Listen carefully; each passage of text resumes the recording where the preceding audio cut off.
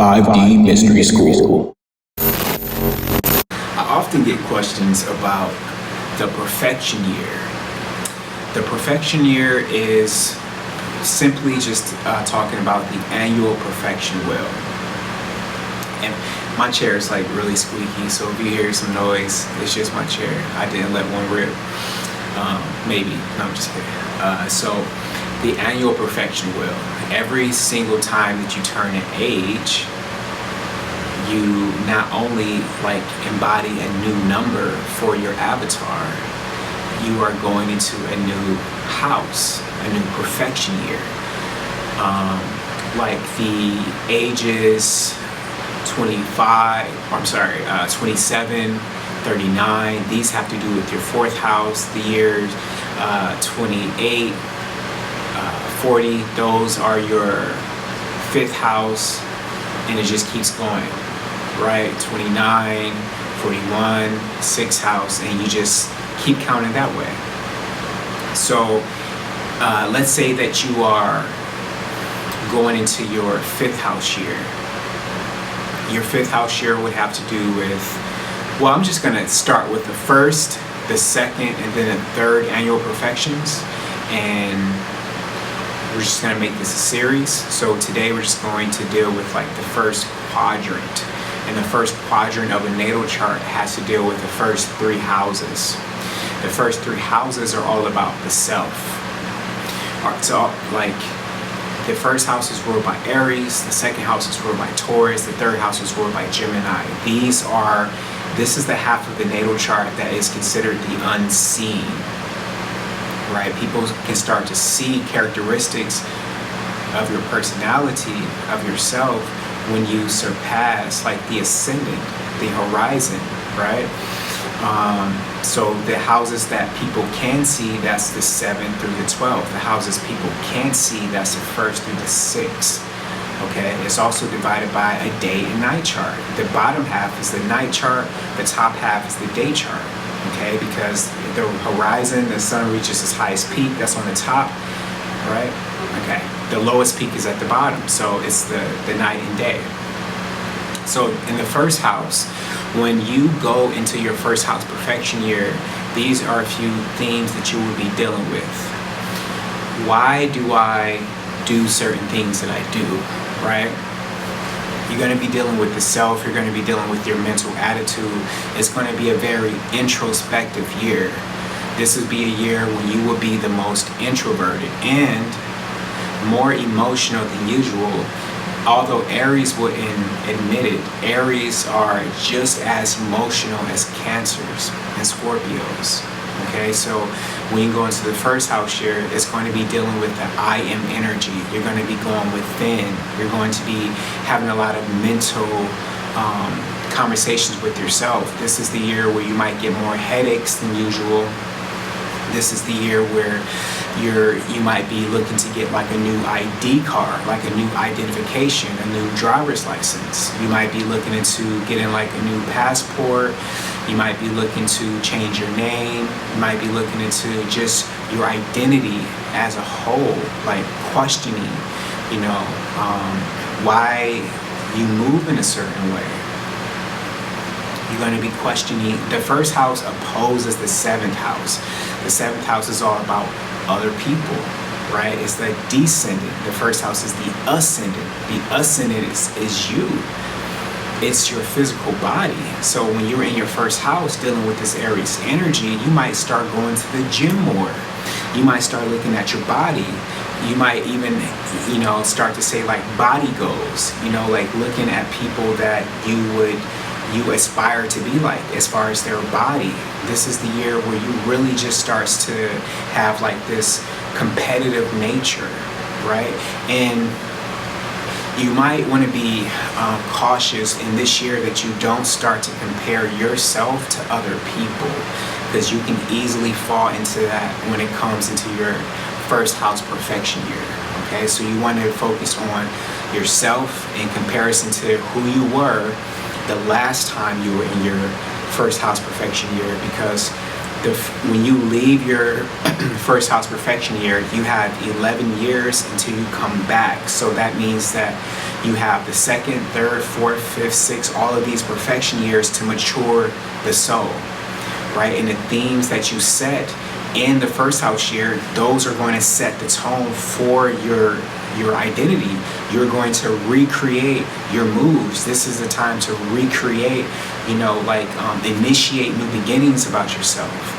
Like if you want to change your name, if you want to change your personality, change your characteristics, get rid of, attitudes and behaviors that's no longer serving you, that is going to be done in your first house year, and it's going to carry you through those 11 years until you get back into your first house year. So the attitude, the tone that you set for yourself is going to be almost set in stone in those 11 years. So the first house year is, it could be like the most, I won't say the most important, but for yourself, for your identity, the first house year is pivotal.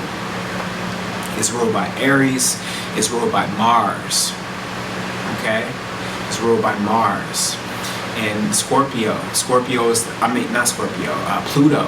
is the higher octave of Mars, okay? So this year, you're going to be dealing with those themes of Mars. You might be getting easily angered,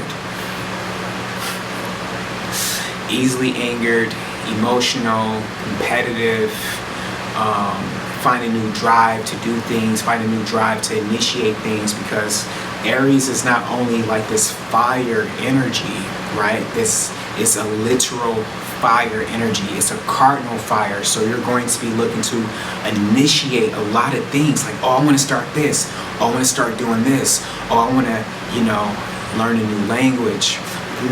Learning the new language we'll get to in your third house year, but you're going to just look at ways that you can improve your soul, and not just your physical body, but within. You're going to be diving deep. When I say introspective, I mean deep within, okay? So that is your first house year. Second house year. The second house is ruled by Taurus, Venus, okay? So in this year, you're going to be dealing with things that make you comfortable. Maybe I should start to set up a new payment system. Maybe I should, making sure that I have the best savings account, the best checking account.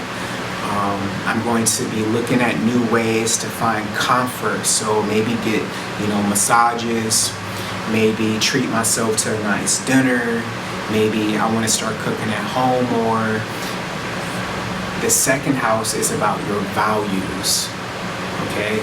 The first house, remember, cardinal fire, Aries, Mars. Second house is fixed earth. First house, you initiate. Whatever you initiated in that first house, the energy that you decided that you wanted to go about doing for the next 11 years, you maintain that energy into the second house. The second house is that fixed. Fixed is in the middle of cardinal and mutable, so you are maintaining that energy. You are, when I say fixed, I mean in a way stuck in your ways. Again, you're going to be more introverted. Taurus is the most introverted zodiac sign, and this is, in my opinion, this is based off of empirical evidence. I'm reading this book right now where this astrologer took 1,752 different birthdays and conducted tests, and out of those tests they concluded that Sagittarius was the most extroverted sign and Taurus was the most introverted sign. So in this year, you might even be more introverted than your first house year, because you're going to be looking for those inner comforts, right? Those comfort foods. You might be, eating more cookies than usual, more cakes than usual.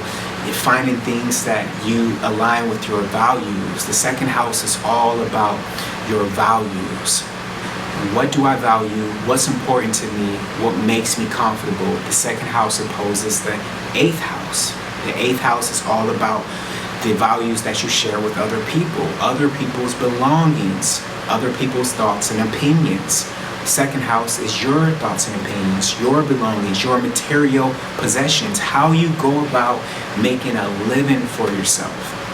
And these two things, your comfort level and how you go about making a living for yourself, these things often go hand in hand, because you have to be in a space that makes you comfortable in order to feel like you can make money there, and you have to be in a space that aligns with your value so that you can find comfort in the space that you call your place of employment. Right? The second house doesn't deal with employment as much as the sixth house or the 10th house, but you have to know your values in order to be able to say that I'm going to start to make money this way. In another video, I showed you all the journey of the soul. Right? The second house is when your parents give you those toys when you're younger, right? You start to familiarize yourself with possessions belonging to something outside of yourself, right? So whether this be cars, clothes, whatever is material for you.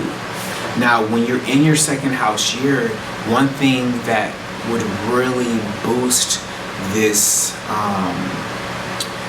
maintaining this energy, one thing that can really help you to stay within is putting your hands in soil, gardening. Taurus love to garden, like growing your own food. You know, instead of going to the grocery store, you can say, okay, I'm gonna buy some seeds. I'm gonna start to plant some tomatoes, some onions, whatever. You know, that is a second house year. Gardening, getting connected with the earth, taking your shoes off, taking your socks off, and grounding yourself in the soil. That is the second house year. It's all about grounding yourself. Whereas the first house is about, let's initiate some new things, let's get things started.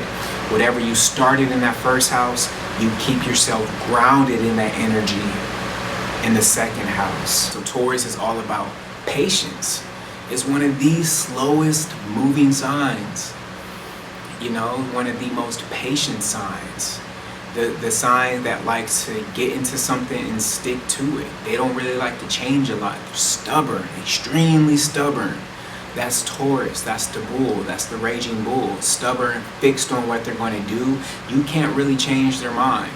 Taurus, don't get mad, but Taurus, they love control. They love to, you know, initiate, or not initiate, but like maintain their power.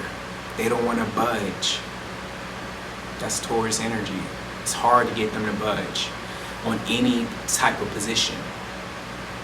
Okay, so when it comes to the third house profection year, third house is a Mercurian house. Okay, it's a Gemini house. So when you go into the third house, you're going into mutable energy now. It's a new territory. You started in that first house, cardinal fire. You maintain that energy in the second house, fixed earth. Now we're going to mutable air. Mental stimulation, learning new things, right? This is the house where you would even start to learn a new language. This is the house where you are going to start to communicate with your neighbors more, with your cousins more, with your siblings more, right? Jumping in the car, taking those road trips, right? All about communication. How am I being perceived when it comes to my communication? Did I speak to this person in the right way? Did I check up on this person? When it comes to the third house, it's all about, the third house opposes the ninth house. The ninth house is Sagittarius, right? So you want to make sure that in this house, you are more practical than you are philosophical. Practice what you preach. That is the third house, right? The Gemini is a very communicative sign. Like, they love communication, they love to talk, but they like to talk with the people that they feel comfortable around. It's not like, Sagittarius, where they like to talk to everybody. because again, that they are on the side of the chart where people can see you, right? But that third house energy is, it's about the conversations that you have with people every single day that teaches you more about yourself. And it's about the self-talk that you have. It's about the mental stimulation as far as your mindset. What are your thoughts? Do you have a negative thought loop, or do you have a positive thought loop? That is Gemini. It's bringing this harmonious balance to the dialogue, the inner dialogue that you have, and finding a way that you can calm that energy, because Geminis can be a little bit all over the place. It's really easy for them to pick up on something new, then just go with it. That's the mutable energy. It's mutable. It's not really like cardinal, where they are focused on initiating things, or like the Taurus, where, you know, or the fixed Taurus, where they are just stuck in their ways, just kind of stubborn. They know exactly what they want. Gemini is like, you know, I can do that. And then the next day, oh no, I can do that. So when it comes to being in your third house profection year, it's, of course, trying new things, but finding a way to make sure that your reality matches your thoughts. Practical moves. Think twice before you make a move. That's Mercurian energy. Mercury is all about that balancing communication. Geminis can often be the mouthpiece of their family. Remember, Mercury was the only one that can go to Hades, down under, and to Zeus, and he negotiated the release of Persephone, right? So Geminis are smooth talkers, and if you have like a Gemini rising, then this, like, the way that they communicate is a way, like, it's how they feel comfortable with moving through the world. It's all about, you know, how other people are speaking, how they are speaking. So when you have Gemini energy in your profection year, you really start to take notice on the energy that is leaving your tongue and how your voice is affecting the people around you, especially your siblings, your neighbors, your cousins, your immediate circle. The third house perfection year is a great year to do maintenance for your car, maybe renegotiate your car loan, your car insurance, making sure that your tires are changed, your oils is changed, your transmission is in tip-top shape, keeping your car clean, because when you're in your third house perfection year, the cleaner that you keep your car, the better that you are communicating, the smoother your year will go. Because again, you are finished. The mutable is about finishing the energy. It's bringing that energy to a close that you started in the first house.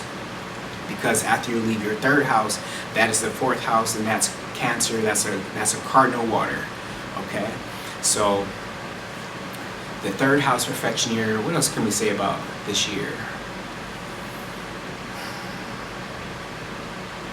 If you are somebody who is into books, the third house perfection year will be a great year for you to frequent your favorite bookstores, for you to get a library pass, right? Because at the library, you can borrow tools for free, you can rent movies, books, a lot of people don't know that you can actually go to the library and they have a seed library there where you can get seeds to grow your own food.